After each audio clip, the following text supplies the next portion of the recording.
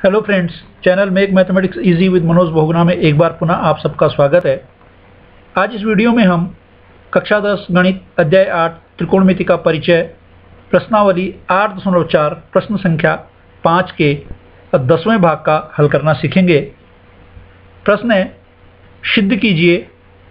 1 + tan square a बटे 1 + cot square a बराबर 1 - tan a बटे 1 - cot a का होल स्क्वायर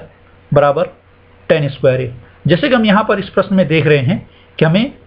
इस प्रश्न में 3 भाग दिखाई दे रहे हैं, तो इस प्रश्न को हम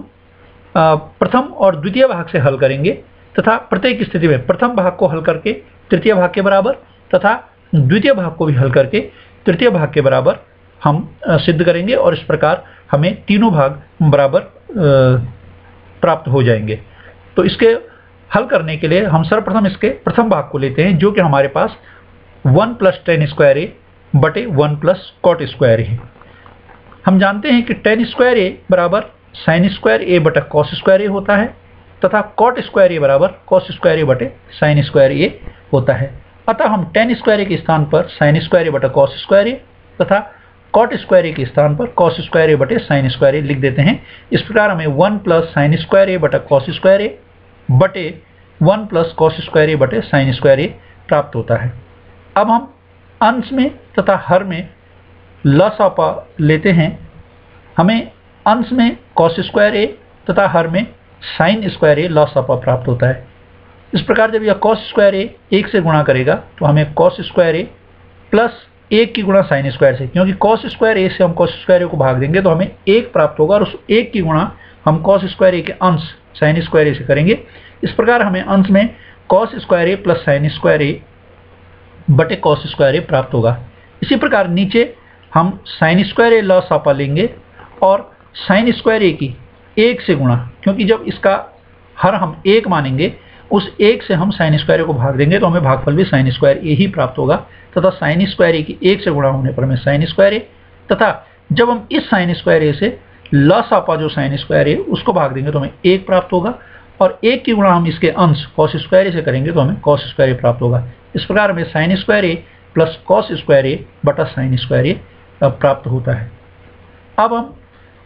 जानते हैं कि त्रिकोणमितीय सर्वसमीका sin square a plus cos square a बराबर 1 होता है, तो हमें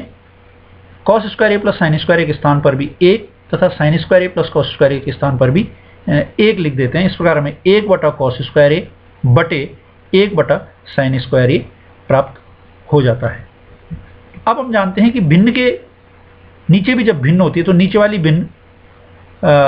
व्युत्क्रम में हो जाती है, अर्थात अंश हर में और हर अंश में परिवर्तित हो जा रहा है। इस प्रकार हमें sin स्क्वायर a बटा 1 प्राप्त होगा, जो कि गुणा में आ जाएगा और हमें 1 बटा cos स्क्वायर a गुणा sin स्क्वायर a बटा 1 प्राप्त होगा। इसको जब हम हल करेंगे तो sin स्क्वायर a की 1 से गुणा sin स्क्वायर a तथा cos स्क्वायर a 1 से गुणा होगी तो हमें sin स्क्वायर a बटा cos स्क्वायर a प्राप्त होगा और हम जानते हैं कि sin स्क्वायर a बटा cos स्क्वायर a बराबर tan स्क्वायर a होता है। इस प्रकार हमने पहले भाग को, जो कि 1 + tan स्क्वायर a बटे 1 + cot स्क्वायर a था, उसको हल करके tan स्क्वायर a प्राप्त कर लिया है और इसको हम समीकरण 1 नाम दे देते हैं। अब हम इसके दूसरे भाग को लेते हैं, जो कि हमारे पास है 1 - tan a बटे 1 - cot a का होल स्क्वायर, जो कि हमें प्रश्न में दूसरे भाग के रूप में दिया गया था। पुनः हम tan a और cot a के स्थान पर sin a बटा cos a तथा cos a बटा sin a लिख देते हैं। इस प्रकार हमें 1 - sin a बटा cos a बटे 1 - cos a बटा sin a का होल स्क्वायर प्राप्त होता है। पुनः हम लसापा लेते हैं और ऊपर वाली भिन्न में हमें cos a तथा नीचे वाली भिन्न में हमें sin a लसापा प्राप्त होता है और इस प्रकार हम पुनः पहले बताई गई विधि के आधार पर जब हम हल करते हैं तो हमें cos a - sin a बटा cos a बटे sin a - cos a बटा sin a का होल स्क्वायर प्राप्त होता है। अब हम प्रत्येक को अलग अलग स्क्वायर के रूप में लिखते हैं। cos a - sin a का होल स्क्वायर, इसी प्रकार cos a का square cos square a, sin a - cos a का square sin a - cos a का स्क्वायर और sin a का स्क्वायर sin स्क्वायर a। प्रत्येक को हमने स्क्वायर के रूप में अलग अलग लिख दिया है। इसके पश्चात इसको हल करने पर पुनः, क्योंकि भिन्न के नीचे भिन्न है, तो हम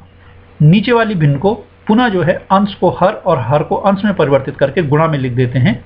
और इस प्रकार हमें sin a minus cos A का होल स्क्वायर बटा कॉस स्क्वायर ए गुणा साइन स्क्वायर ए बटा sin a minus cos A का होल स्क्वायर लिख देते हैं। एक बात मैं यहाँ पर और स्पष्ट करना चाहूँगा, क्योंकि यहाँ पर हमारे पास कॉस ए माइनस साइन ए का होल स्क्वायर था और यहाँ पर हमारे पास sign A minus cos A का होल स्क्वायर था, किंतु यहाँ पर दोनों को sign A minus cos A का होल स्क्वायर और sign A minus cos A का होल स्क्वायर लिख दिया है। क्योंकि हम साइन ए से कॉस ए को घटाएं या कॉस ए से साइन ए को घटाएं, जब हम स्क्वायर करते हैं तो हमें दोनों का मान एक ही प्राप्त होगा, यानी sign A minus cos A का होल स्क्वायर या कॉस ए माइनस साइन ए का होल स्क्वायर एक ही मान प्राप्त होगा।